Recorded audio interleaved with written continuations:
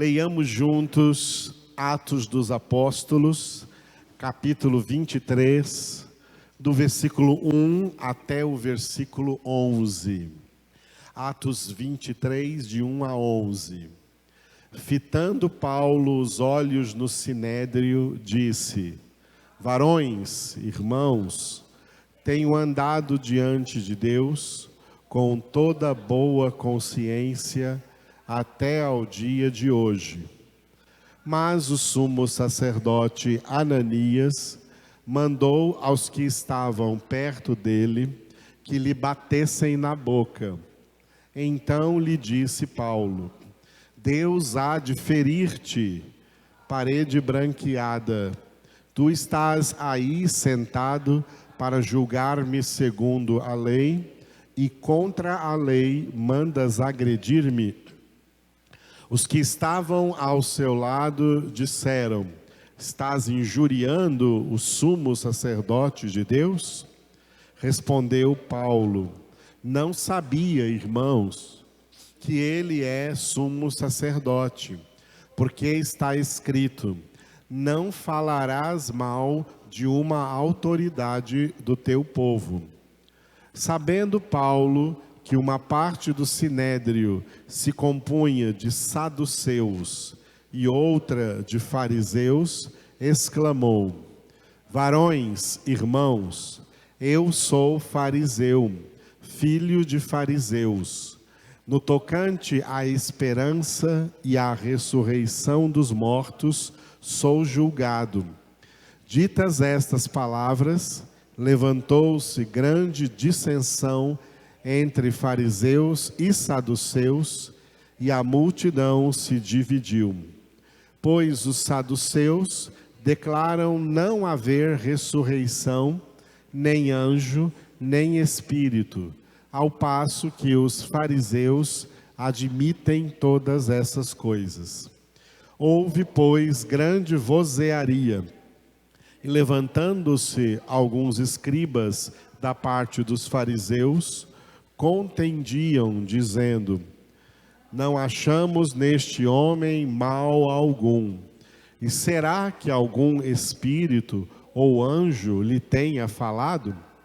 Tomando vulto a celeuma, temendo o comandante que fosse Paulo espedaçado por eles, mandou descer a guarda para que o retirassem dali e o levassem para a fortaleza. Na noite seguinte, o Senhor, pondo-se ao lado dele, disse: Coragem, pois do modo por que deste testemunho a meu respeito em Jerusalém, assim importa que também o faças em Roma. O texto que nós vamos meditar hoje aqui no livro dos Atos dos Apóstolos, traz para nós dois elementos que Jesus quer ver presentes todos os dias e constantemente, em toda situação, na vida dos seus verdadeiros discípulos. Esses dois elementos são, repita depois de mim, coragem e testemunho. O texto que nós lemos, esses primeiros 11 versículos do capítulo 23, tem o título, diga, Sinédrio. Sinédrio era o conselho de sacerdotes judeus, da religião judaica, que na época do Império Romano, em Jerusalém, eles tinham sobre os judeus a autoridade religiosa. Os romanos tinham autoridade civil, política, econômica, e os judeus, aos judeus foi concedido, aos líderes religiosos, manter a sua autoridade religiosa, enquanto essa autoridade religiosa não infligisse nenhuma lei do Império Romano.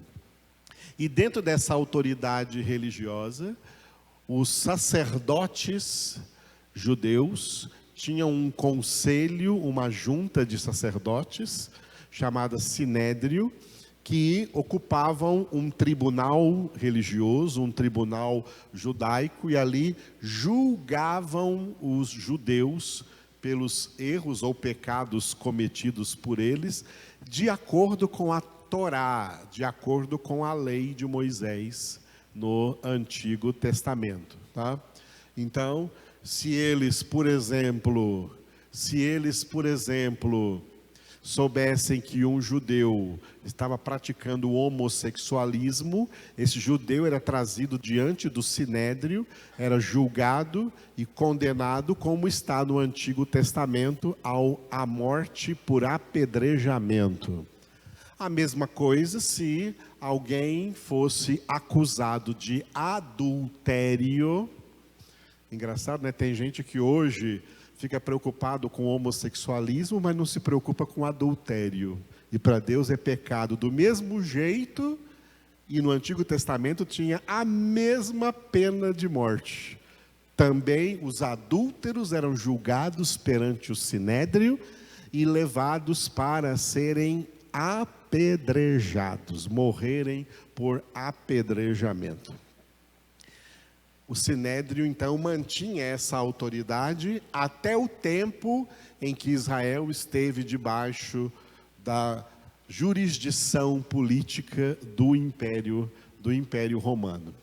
O apóstolo Paulo estava preso, considerado não pelos comandantes e autoridades políticas do Império Romano como um criminoso. Os romanos não viram em Paulo nenhum crime, como também Pôncio Pilatos não havia visto em Jesus nenhum crime, mas para os judeus, eles eram criminosos. Para os judeus, Jesus era um herege e tinha que morrer crucificado. E o apóstolo Paulo também agora era um herege que estava seguindo essa que era chamada na época em Jerusalém a seita do Nazareno. É assim que eles chamavam a igreja de Jesus Cristo no primeiro século, a seita do Nazareno. E esse sinédrio, todos os sacerdotes aí reunidos, conheciam muito bem o apóstolo Paulo, porque ele foi o Saulo de Tarso, formado numa das melhores escolas rabínicas de Israel, que era a escola do mestre, do Rabi Gamaliel. E como tal, Paulo tinha sido também membro do Sinédrio, e como membro do Sinédrio, Paulo votou a favor do apedrejamento do diácono Estevão, no capítulo 7 do livro dos Atos dos Apóstolos. Mas no capítulo 9 aconteceu a conversão. Amados, é muito fácil saber o que é uma pessoa convertida e o que é uma pessoa não convertida, e que muitas vezes está querendo imitar uma pessoa convertida, mas não é. É muito fácil de discernir, porque Jesus disse: pelos seus frutos os conhecereis. A pessoa convertida, ela produz frutos de verdadeira conversão. A pessoa não convertida, nem que ela se esforce, ela não consegue produzir frutos de verdadeira conversão. Mesmo que uma mangueira se esforce, ela não vai dar maçã, ela vai dar manga, porque ela não é macieira. O não convertido que se traveste de convertido não consegue produzir frutos de conversão, porque não é convertido. Ele produz frutos de carnalidade e de pecado, de obras da carne, cujas obras praticadas, e quem as pratica, como está em Gálatas capítulo 5, não herdarão o reino de Deus. Uma pessoa verdadeiramente convertida, essa conversão é indubitável por causa do fruto do Espírito que ela produz. produz o verdadeiro fruto. Por isso Jesus disse a esses verdadeiros convertidos, que na Bíblia são chamados de eleitos de Deus, Jesus disse: não fostes vós que me escolhestes, mas eu que vos escolhi a vós e vos designei para que vades e deis fruto e o vosso fruto permaneça. Uma pessoa verdadeiramente convertida, essa conversão é indubitável. Uma pessoa chamada convertida e está com atitudes que colocam em dúvida essa conversão, pode esquecer, não há conversão. A verdadeira conversão produz frutos indubitáveis. E agora Paulo está convertido a Cristo de tal maneira que ele é trazido como réu perante o sinédrio para ser julgado como um herege, um apóstata que apostatou do judaísmo para seguir um outro herege morto chamado Cristo, chamado Jesus, a quem eles dão o nome de Cristo, mas que não é o verdadeiro Cristo para os judeus. Os judeus não aceitam Jesus até hoje. Mas quando vier o anticristo na grande tribulação, os judeus vão aceitá-lo como se fosse Jesus. E esse anticristo vai enganá-los por 3 anos e meio. Só então ele vai tirar a sua máscara e mostrar que ele não era Jesus. Que o verdadeiro Jesus é aquele que eles negaram, odiaram e condenaram à morte de cruz. E agora eles veem o apóstolo Paulo. Para o judaísmo, a conversão do apóstolo Paulo foi um tremendo escândalo. Como que um homem formado com louvor na escola do Rabi Gamaliel abre mão de tudo que aprendeu para seguir a essa seita do Nazareno e ser um pregador da palavra desse Nazareno. Os judeus, odiando Paulo, queriam vê-lo morto e estavam aqui, então, recebendo Paulo diante do sinédrio para condená-lo, como anos atrás Estevão também havia sido condenado. Mas Paulo agora está tão verdadeiramente convertido que ele não abre mão de dar o seu real testemunho diante de quem quer que seja. Glória a Deus. Sobre conversão real ou não, deixa eu dar mais um exemplo para vocês aqui, tá? Existe uma determinada seita cristã por aí, que é chamada de judeus messiânicos. Judeus messiânicos. Eles se dizem judeus, mas judeus convertidos a Jesus Cristo. Não são convertidos coisa nenhuma. O apóstolo Paulo foi um verdadeiro judeu convertido ao cristianismo, e que, como ele escreveu na epístola aos Filipenses, que nós vamos estudar agora a partir de agosto, toda quarta-feira, na epístola aos Filipenses, capítulo 3, Paulo disse que tudo aquilo que antes eu tinha como se fosse vantagem na minha vida, ou seja, todo o conhecimento do judaísmo que ele tinha, tudo aquilo que eu considerava vantagem, eu agora considero como perda. Eu perdi tudo isso, eu abri mão de tudo isso e Paulo vai ainda mais longe para ficar bem claro. Eu considero tudo isso como esterco em comparação com esse bem supremo que eu tenho agora, que é Jesus Cristo. Esses assim chamados judeus messiânicos são judeus que querem dizer que foram convertidos a Cristo, mas continuam com toda a religiosidade judaica, com todo o tradicionalismo judaico, com todas as práticas judaicas, usando roupas, vestes judaicas, usando quipar na cabeça, aquele paninho redondinho aqui na cabeça, usando vestes sacerdotais, ainda guardando o 7º dia, que é o sábado, mantendo a circuncisão de meninos. Ou seja, não há nenhuma conversão aí ao cristianismo.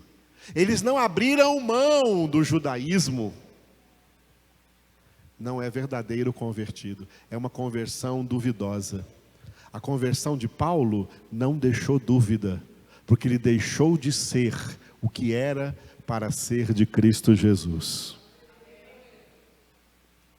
Se um católico é convertido a Cristo, ele deixa de ser católico. Ele não fica sendo católico e com Cristo, isso é falso. Se um espírita se converte a Cristo, ele deixa o espiritismo, ele não fica sendo um espírita cristão. Isso é falso, isso não existe, isso é falso. Se um muçulmano é convertido a Cristo, ele deixa de ser muçulmano e se torna cristão, ainda que isso acarrete que os muçulmanos venham e cortem-lhe a cabeça, mas ele se torna cristão. Quem é de Cristo é só de Cristo. Quem é de Cristo é só de Cristo. Quem é de Cristo entende que ser de Cristo significa renunciar tudo o que não é de Cristo na sua vida para ser do Senhor. Porque Jesus disse: quem quiser salvar a sua vida neste mundo, perdê-la-á. Mas quem por amor de mim e do meu evangelho perder a sua vida nesse mundo, conquistá-la-á para a vida eterna. Jesus exige renúncia de tudo. Deus é bom, Deus é misericordioso, Deus é compassivo, Deus é provedor, Deus é amor. Mas tem uma coisa que Deus também é. Ele é exigente. Ele não aceita qualquer um, não. Ninguém é salvo porque aceita Jesus, não. É salvo se Jesus o aceitar. E Jesus só aceita assim, João 15:14. Vós sois meus amigos, se fazeis o que eu vos mando. É assim que Jesus seleciona as suas amizades que vão morar com Ele na Nova Jerusalém. Tem que ser gente indubitavelmente convertida em Cristo Jesus. Aleluia. E isso que Paulo demonstrou em todas as situações, diante de judeus, diante de romanos, diante de ímpios, diante de pagãos. É um testemunho de uma verdadeira conversão. E é isso que também o Senhor requer de nós. Esse texto aí, que vai do versículo 1 ao versículo 11, nós já terminamos, até quarta-feira passada, terminamos os 10 primeiros versículos, cujo título é, diga, Sinédrio Dividido. Paulo lançou uma palavra, sendo conhecedor dos membros do Sinédrio, né, e sabendo que ali, na religião judaica, né, toda religião é dividida, toda religião tem divisão, tá? Toda religião é um reino dividido. Por isso que o verdadeiro cristianismo bíblico não é um reino dividido, é o reino de Deus, e o reino de Deus é indiviso. O reino de Deus não é divisível. Pessoas que causam divisões, facções, elas não pertencem ao reino de Deus. O reino de Deus é indivisível. Mas toda religião é divisível, é cheia de divisões. Então, a religião judaica, cheia de divisões, tinha os seus partidos. E 2 principais desses partidos eram os fariseus e os saduceus. Tinham outros ainda que não são citados na Bíblia, porque não são tão famosos no contexto bíblico, mas tinham outros partidos. E Paulo sabia que esses dois principais partidos da religião judaica, os saduceus e os fariseus, estavam ali representados no Sinédrio. Então Paulo aí no versículo 6, lançou uma palavra com sabedoria, dizendo: olha, eu estou sendo julgado pela esperança e pela ressurreição dos mortos. E aí os saduceus concordam com isso, os fariseus não concordam, e houve uma divisão entre eles e não conseguiu dar em nada esse julgamento. Paulo teve que ser então de novo recolhido na prisão, aos cuidados na prisão. Ele não estava na prisão da sinagoga nem do templo judaico. As sinagogas judaicas e os templos judaicos tinham suas próprias cadeias para prisioneiros religiosos. Mas Deus usou as autoridades romanas para não permitir que Paulo ficasse preso numa cadeia, numa prisão religiosa, mas numa prisão civil, uma prisão romana. Então Paulo foi recolhido ali à prisão romana. E estando lá quietinho na sua cela, dentro dessa prisão, versículo 11 é o que nós vamos ver hoje, ele recebeu palavra de Jesus. Olha o que aconteceu aqui, e ficou escrito aqui nesse versículo 11. Na noite seguinte, o Senhor, pondo-se ao lado dele, disse: coragem, pois do modo por que deste testemunho a meu respeito em Jerusalém, assim importa que também o faças em Roma. Aleluia! Glória a Deus. Olha que coisa maravilhosa, que vai se repetir algumas vezes aqui, desde que o apóstolo Paulo foi preso. A prisão do apóstolo Paulo aconteceu aqui no capítulo de número 21, a partir do versículo 27, e até o capítulo 28 do livro dos Atos dos Apóstolos, Paulo estará aprisionado. Enquanto livre, ele fez 3 viagens pregando o evangelho e fez uma 4ª viagem em algemas, aprisionado. E mesmo estando aprisionado, Paulo aproveitou essa viagem de graça que ele ganhou para Roma para pregar o evangelho aonde ele passou. Mesmo preso, ele pregou o evangelho de Cristo Jesus. Não colocou barreiras para a realização do seu ministério. E durante esse período da prisão de Paulo, relatado aqui no livro dos Atos dos Apóstolos, vocês vão ver comigo, quem me acompanha, vão ver que Jesus algumas vezes aparece pessoalmente e visivelmente lá na cadeia com Paulo e fala com ele alguma coisa. Foi isso que aconteceu aqui nesse versículo 11. Paulo estava quietinho lá na cadeia e de repente ele viu com os seus olhos carnais, não com os olhos espirituais não, com esses olhos mesmo, como vocês estão me vendo, como eu estou vendo vocês. Jesus apareceu assentado ao lado dele. Que maravilha, irmãos. É maravilhoso isso. Jesus sentado ao lado dele só para dizer para ele essa palavrinha aqui, ó. Coragem. Pois do modo por que deste testemunho a meu respeito em Jerusalém, assim importa que também o faças em Roma. Não disse mais nada. Jesus apareceu ali só para dizer para ele essa palavra. Para dizer para ele assim: olha, você está aonde eu queria que você estivesse. Você chegou até aqui porque eu te trouxe até aqui e vou continuar conduzindo você daqui para frente. Aleluia.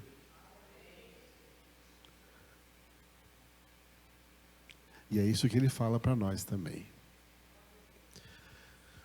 Mas uma coisa precisa ser entendida aqui, né? Porque alguém poderia pensar, né? E já me perguntaram isso no decorrer do meu ministério, né?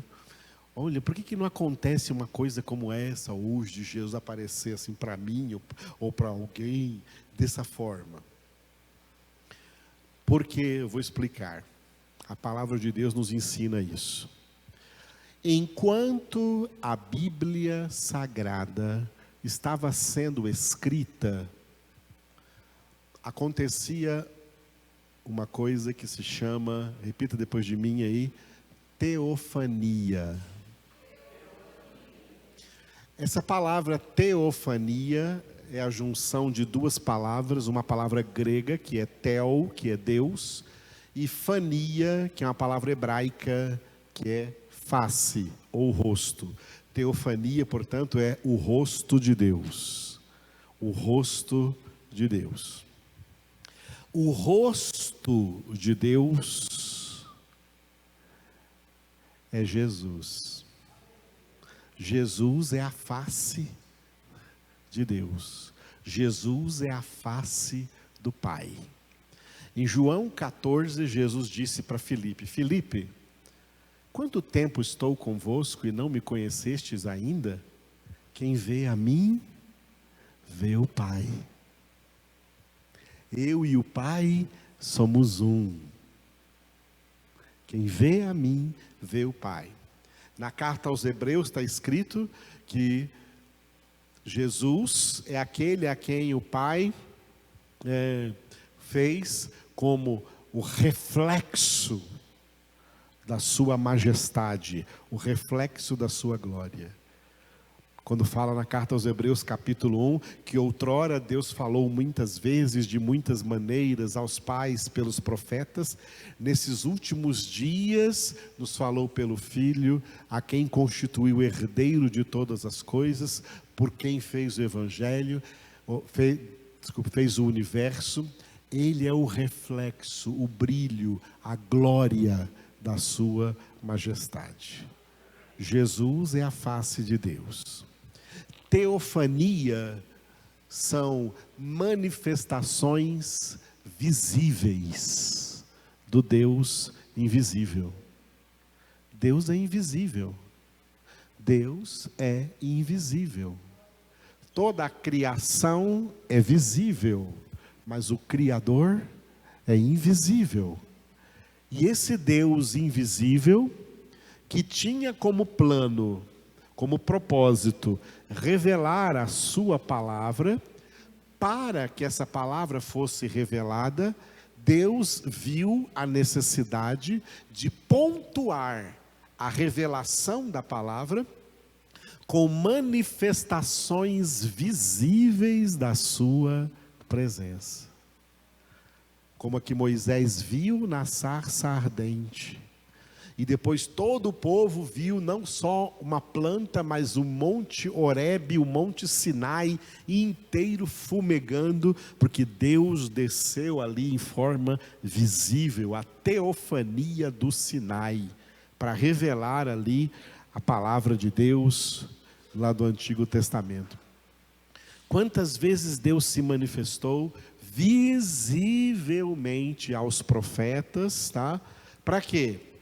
Porque eles estavam escrevendo o que Deus estava revelando. Glória a Deus.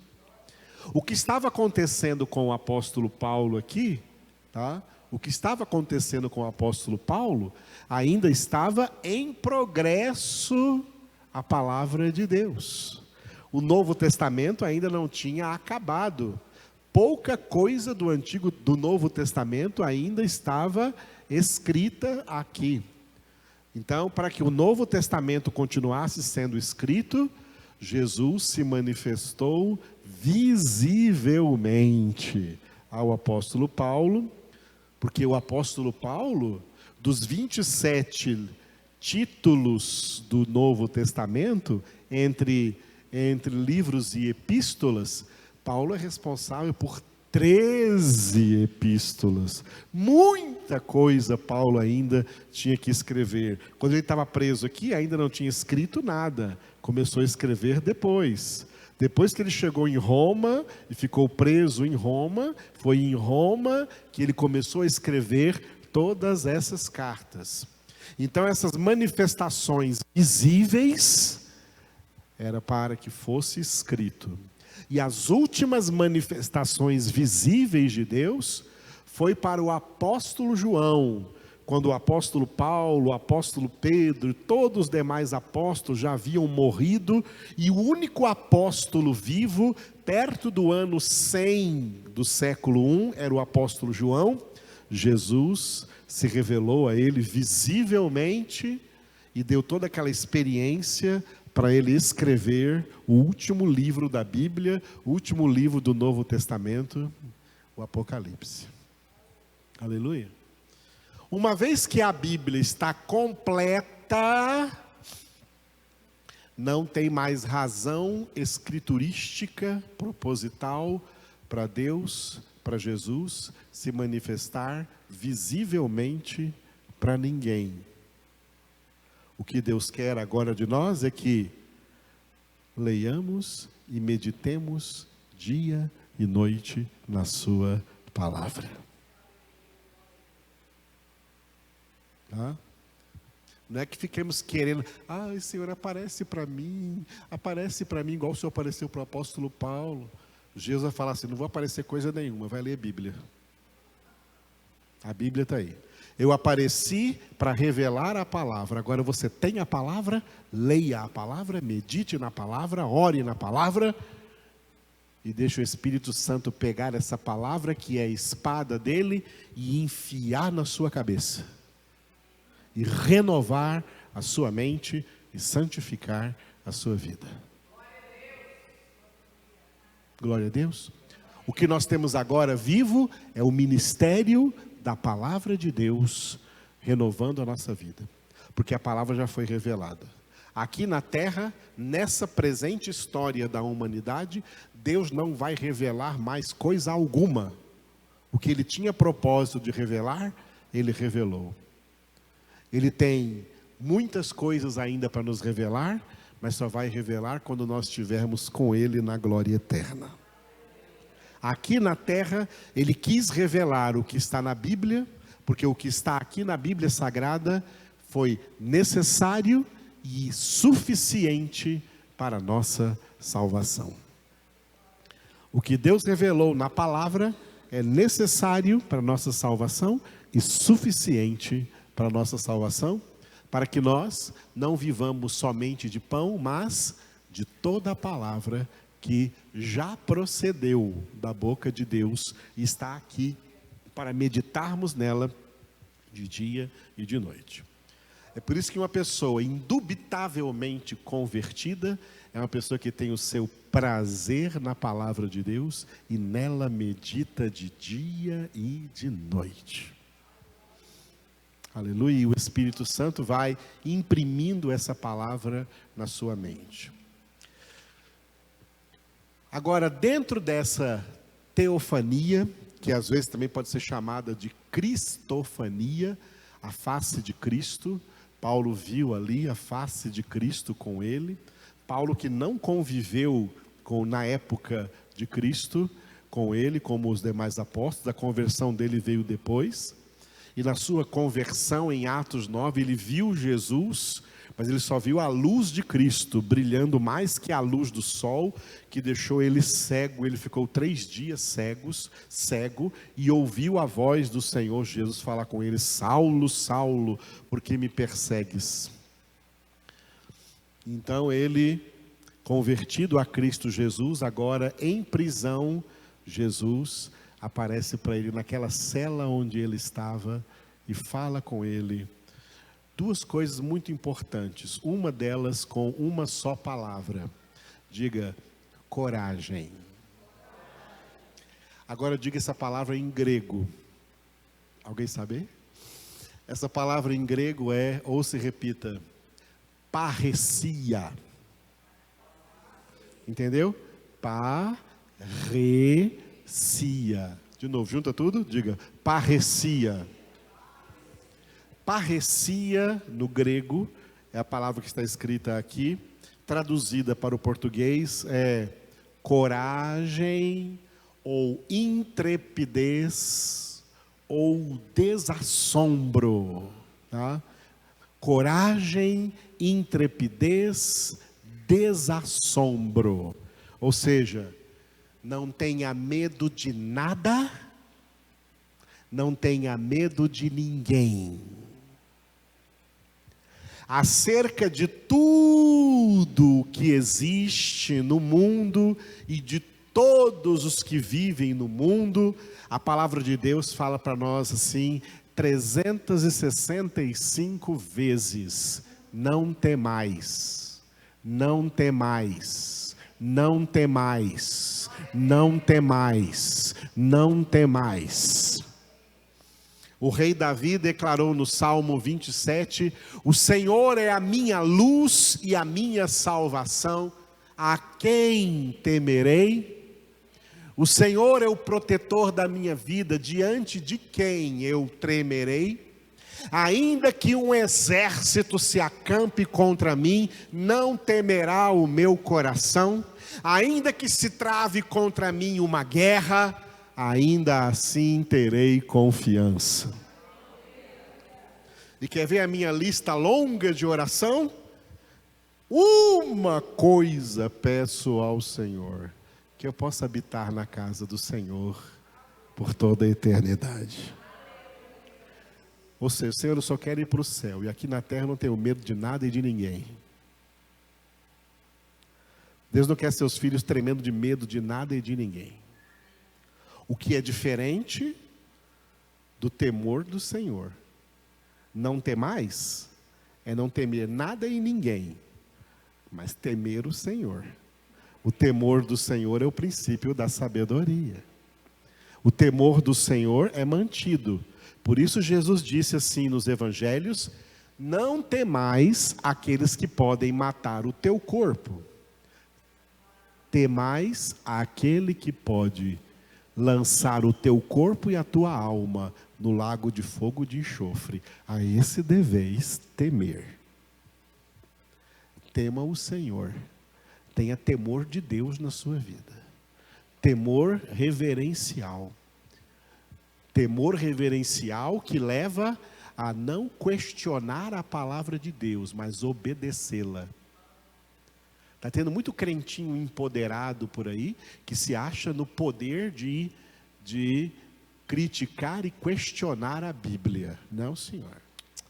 Isso é falta de temor. Quem tem temor de Deus não questiona a sua palavra, obedece a sua palavra. E é obedecendo a palavra que edificamos a nossa vida sobre a rocha. E as portas do inferno não prevalecem contra nós. Aleluia.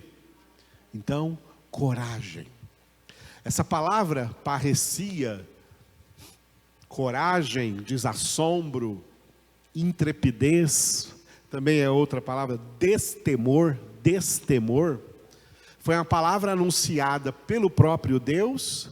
O próprio Deus falou pessoalmente para Josué, assim que Josué assumiu, o lugar de Moisés. Moisés morreu, o sucessor de Moisés foi Josué, e a primeira mensagem de Deus para Josué foi: seja forte e corajoso, para não te desviares, nem para a direita e nem para a esquerda, de nenhuma das palavras deste livro da lei.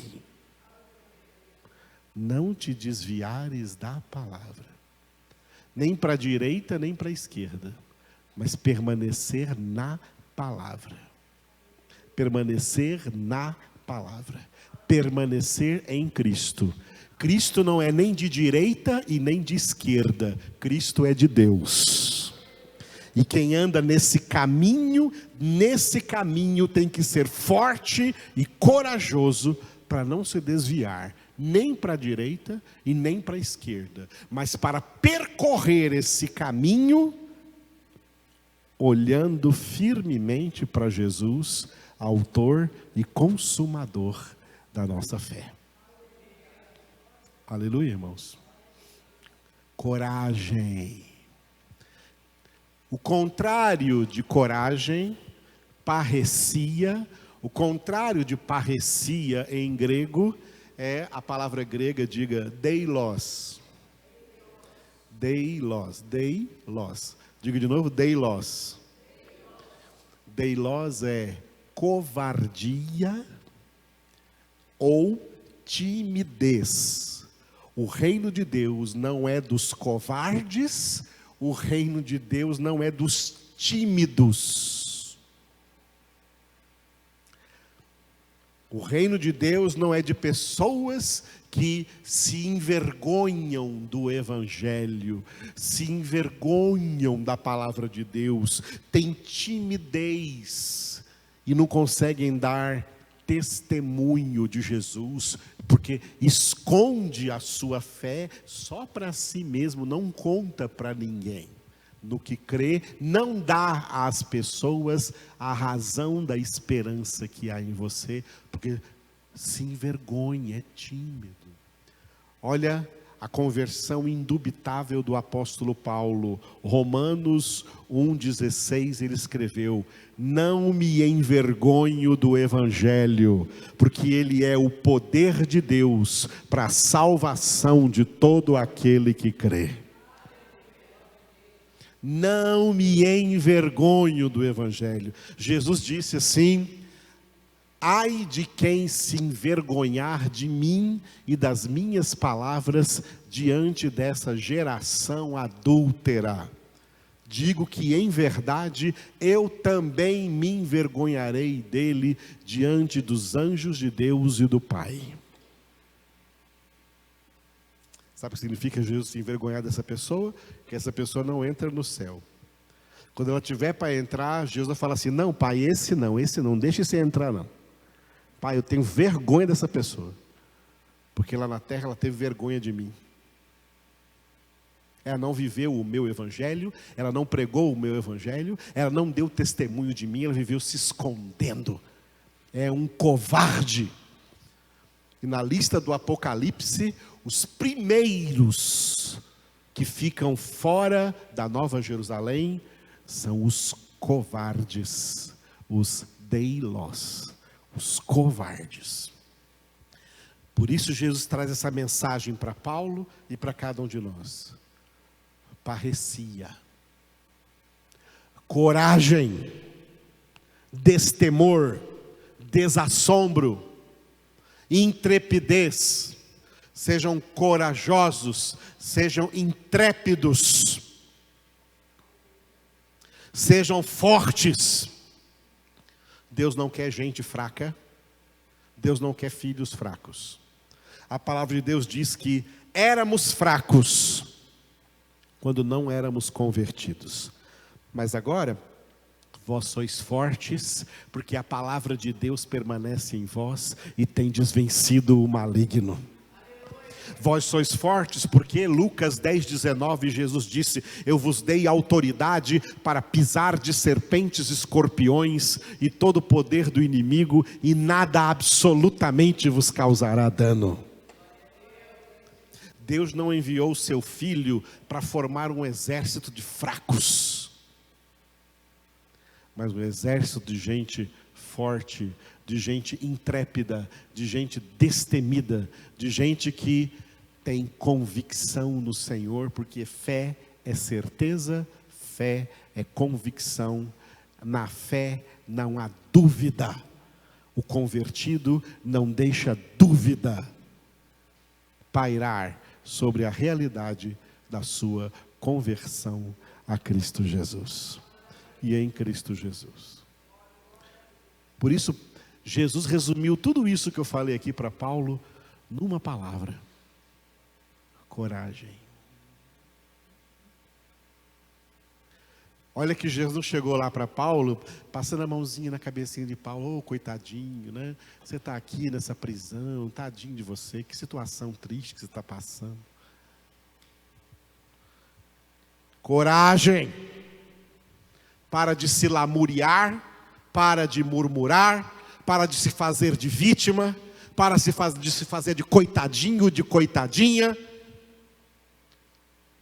E sinta-se a pessoa mais abençoada do universo e da história, porque por amor de ti, Deus deu o seu Filho, e Jesus veio corajosamente morrer na cruenta cruz do Calvário por você. Jesus não morreu por pessoas, para que essas pessoas sejam covardes, tímidas e apagadas. Ele morreu para que elas sejam o sal da terra e a luz do mundo. Pessoas que não são influenciadas mais pelo mundo, pessoas que vivem na plenitude de vida espiritual. Eu vim para que tenham vida e a tenham com abundância. Pessoas que vivem cheias do Espírito Santo, buscando a face do Senhor e anunciando a glória do Senhor. A única forma do mundo ver Cristo e ouvir Cristo hoje é através de quem é verdadeiramente de Cristo. De quem é verdadeiramente do Senhor. Tem muito crente calado e muito herege falando. Esses são dias difíceis. Muito crente calado e muitos hereges falando. Falando mentiras, falando coisas agradáveis aos ouvidos carnais, dando às pessoas aquilo que a carne quer, e se cumprindo a palavra que também Paulo disse a Timóteo, 2 Timóteo capítulo 4, de 1 a 4. Eu te conjuro, Timóteo, em nome de Deus e de Cristo Jesus, prega a palavra.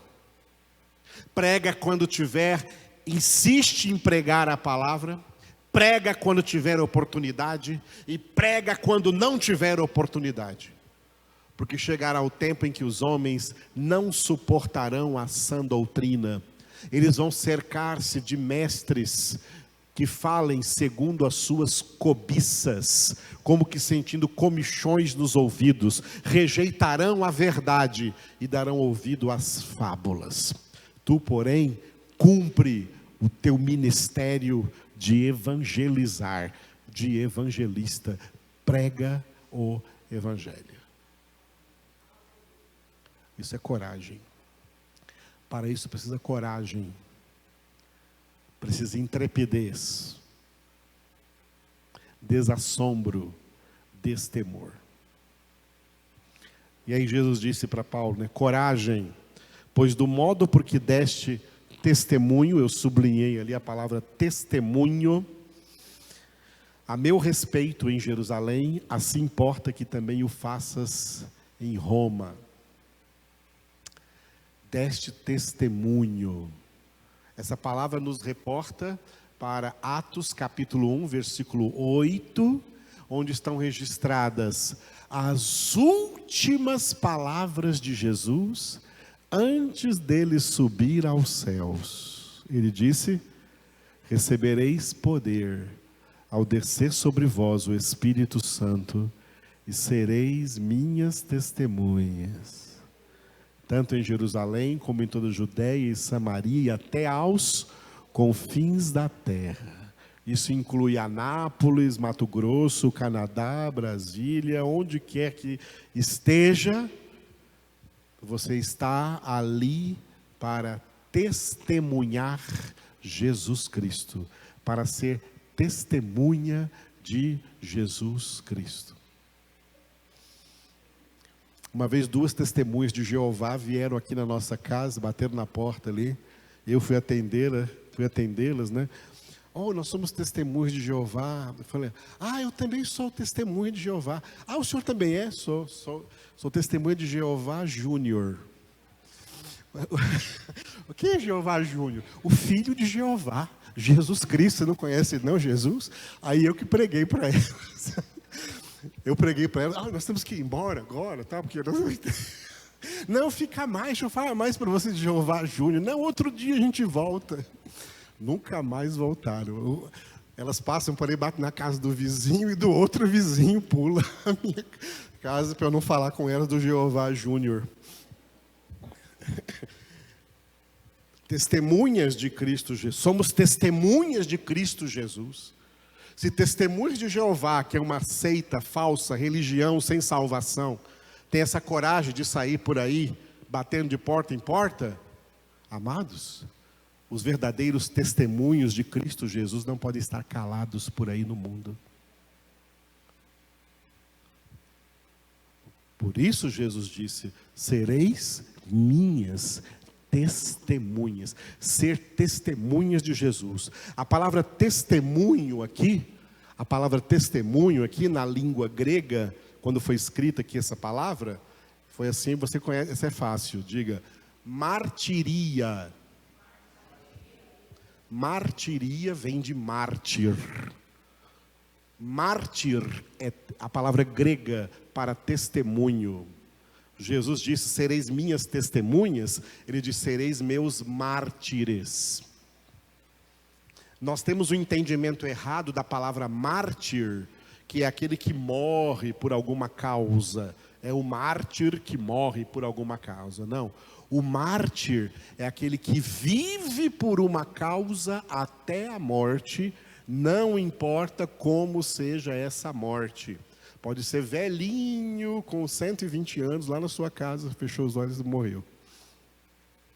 Porque nós pensamos que mártir é aquele que morre matado, né? Alguém vai lá esquartejado, ou flechado, ou lançado, ou queimado. Muitos morreram assim, mas ser mártir é viver, ser testemunhas de Cristo, é ser mártires de Cristo, é viver por causa de Cristo e pela causa de Cristo. Até a morte, não importa como seja essa morte, pode ser de causas naturais, tranquilamente. É um mártir que a sua vida toda, nós não olhamos como o mártir morreu, nós temos que olhar como o mártir viveu, anunciando o que ele defendeu, Jesus e a sua palavra, o seu evangelho, a sua causa. Sereis minhas testemunhas. Jesus disse que era isso que o Espírito Santo vinha fazer dentro de nós. Recebereis o Espírito Santo e sereis minhas testemunhas. Todos aqui receberam o Espírito Santo? Vocês receberam o Espírito Santo? Vocês receberam o Espírito Santo? Jesus disse que o Espírito Santo ia fazer de nós suas testemunhas. Você é uma testemunha? Ou está com vergonha de falar de Jesus por aí afora? De falar de Jesus nessas redes sociais cheias de besteira, inclusive crentes colocando besteira aqui. Anuncia Jesus. Quem é de Jesus, anuncia Jesus, porque a boca fala do que o coração está cheio. Crentes hoje não estão falando de Jesus, porque o coração deles não está cheio de Jesus. Está cheio de mundo, está cheio de brincadeira, está cheio de piada, está cheio de diversão, está cheio de time de futebol, está cheio de esporte, está cheio de notícias do mundo, está cheio de política, mas de Jesus não tem nada.